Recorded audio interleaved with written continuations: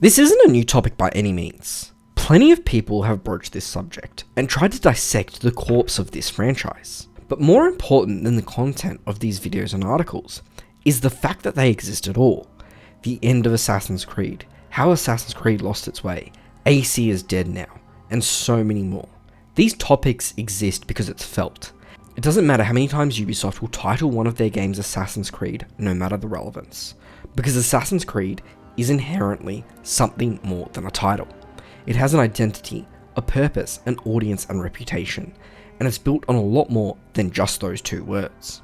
Iconography, a hooded figure in white robes, a hidden blade, beautiful vistas of the world of the past, stories about the nature of good and evil, the shades of grey between them, control versus free will, the never-ending war throughout history between secret organisations of assassins and Templars, a commitment to grounded and realistic takes on these worlds, blending with crowds using tools to spy, eavesdrop, and of course assassinate targets, using the architecture of the city to move and parkour through these time periods, avoiding the bustling streets below. These aspects describe just some of the core identity of Assassin's Creed, what for many years and games it was known for. But when looking at the new games, Origins, Odyssey, and Valhalla, most of these aspects are gone or dramatically reduced. We all know the change in this series really came from Origins. It changed in fact the entire genre AC existed in, and went with Ubisoft's company-wide approach to try and turn all of their franchises into lifeless copycats of The Witcher 3. I don't hate Origins though. I actually really like it for what it is. A Witcher 3 clone in ancient Egypt made by Ubisoft. It's honestly a lot better than it has any right to be.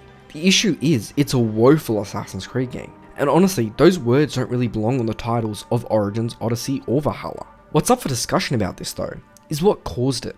Many will say it's Syndicate and its lackluster sales, or Unity and its poor launch. Those two games do have a huge factor into why, but I ultimately think the change in AC comes from the success of Black Flag.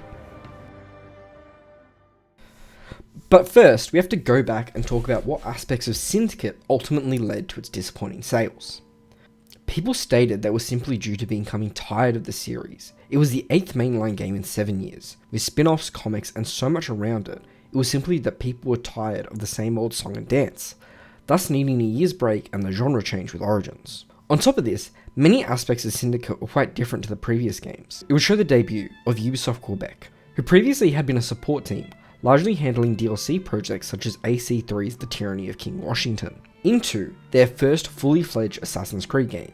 There was already a stark difference from the usual developers Ubisoft Montreal. AC as a series had always taken its tone quite seriously. While there were certainly moments of levity and otherworldly sci-fi shenanigans, the series was ultimately a grounded, serious experience. Syndicate wasn't really though.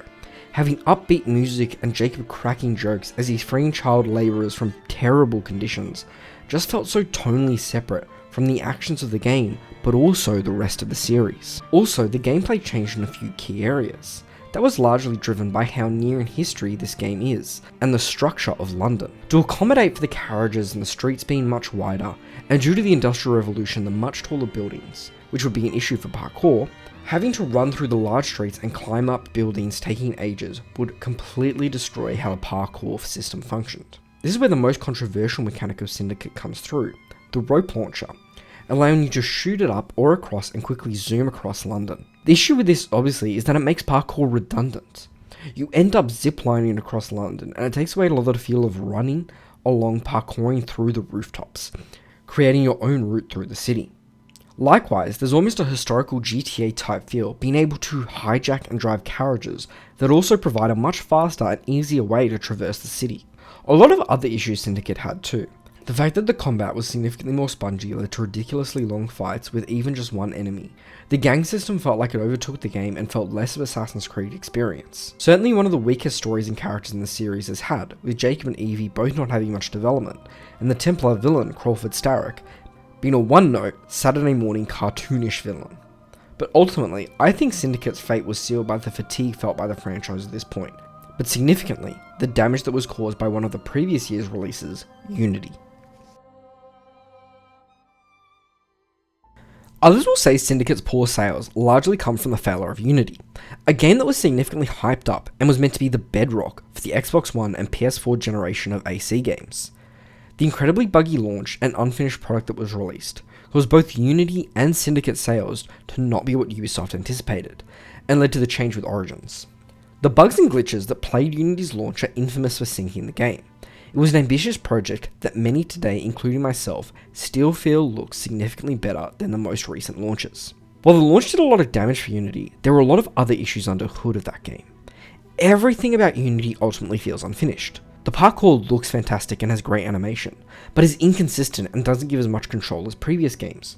The combat is significantly harder and encourages stealth, but is again inconsistent when trying to pursue it.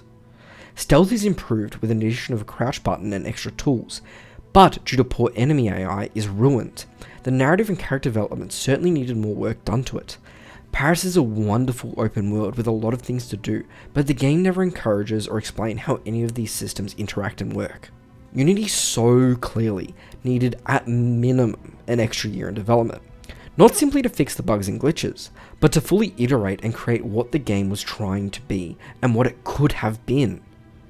And I will never understand why this game wasn't given the time to do so, when there was literally another Assassin's Creed game launched the exact same day, Rogue. Having Rogue release as the only AC game that year as a cross-gen game would have done well, having marketed as plain as a Templar for the first time, and given Unity the true time and development that it deserved. But alas, we don't live in a universe where that happened. Instead, the issues of Unity's launch led to poor reviews while still selling well was a letdown compared to Black Flag sales, which ultimately led to Ubisoft to look at why Unity sold poorly compared to Black Flag, and get the completely wrong reasons for it.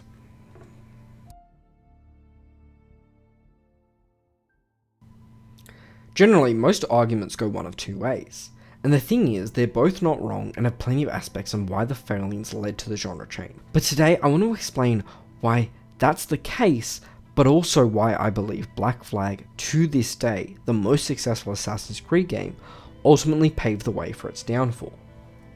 Black Flag was a surprise of a game for many. We had never gone back in time, and playing as the previous protagonist Connor's grandfather was an interesting choice.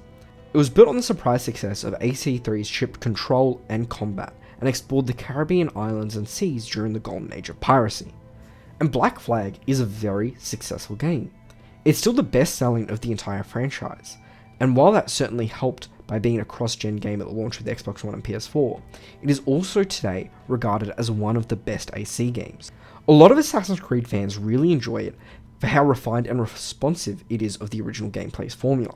How it tells a story of a man who finds purpose within the Creed and the Assassin's mission. How it explores the different ideologies of the Assassins and the Templars, and how it relates to the unique time period, and its effect on the characters throughout the story. How it takes one of the most media-sized time periods and does a wonderful job portraying it with a realistic tone. How it evolved the open world formula, having so many different tasks to do. And likewise, many non-traditional AC fans enjoy it for being a fantastic pirate game. Sailing around with your crew, singing shanties, sinking and boarding other ships, destroying forts, exploring sunken treasures, upgrading your ship, exploring remote islands, whaling, plundering cities and towns. It was, as many would describe it, as the ultimate pirate fantasy in a video game that had really no competition at the time.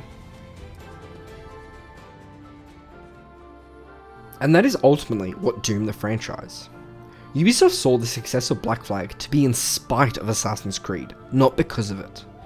That after the success of Black Flag and the subsequent failure of Unity, which was supposed to be a return to form, an assassin in a historical, popular, iconic city, the Templars and Assassins and their ideologies at the forefront of the story, it feels like a true sequel to the early games in concept. But Ubisoft didn't see that Unity's unfinished state was what caused its failure, but instead that it was a true sequel to Assassin's Creed, and saw the praise that playing as a pirate gave them in the previous year, and decided a historical gimmick had to be at the forefront of these games instead. This started with Syndicate, where the gimmick was an 1800s London gangster, ancient Egyptian warrior in Origins, Greek mercenary or Spartan in Odyssey, and Viking in Valhalla.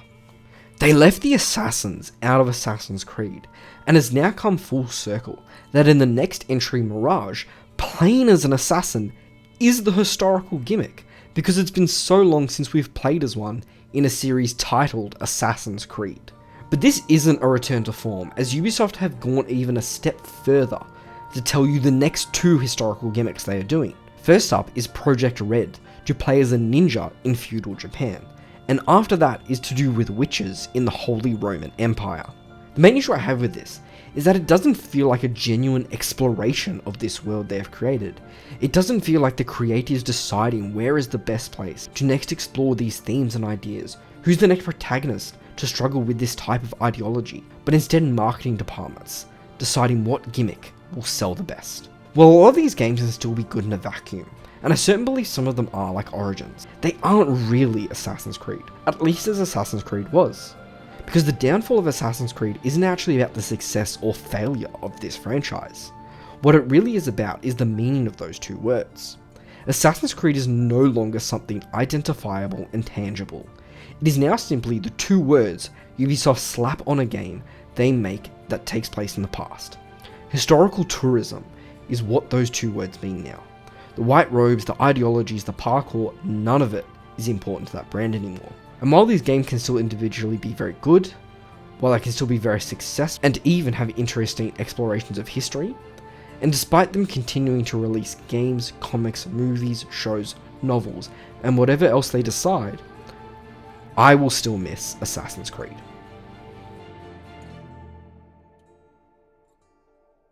Thank you so much for watching this video. Leave a like if you liked it, and let me know what your thoughts are on the current state of Assassin's Creed in the comments. And maybe if you like the new ones, prefer the old ones. And if you want to see more, please subscribe, as I have many more videos on the way. Until next time, cheers, and have a good one.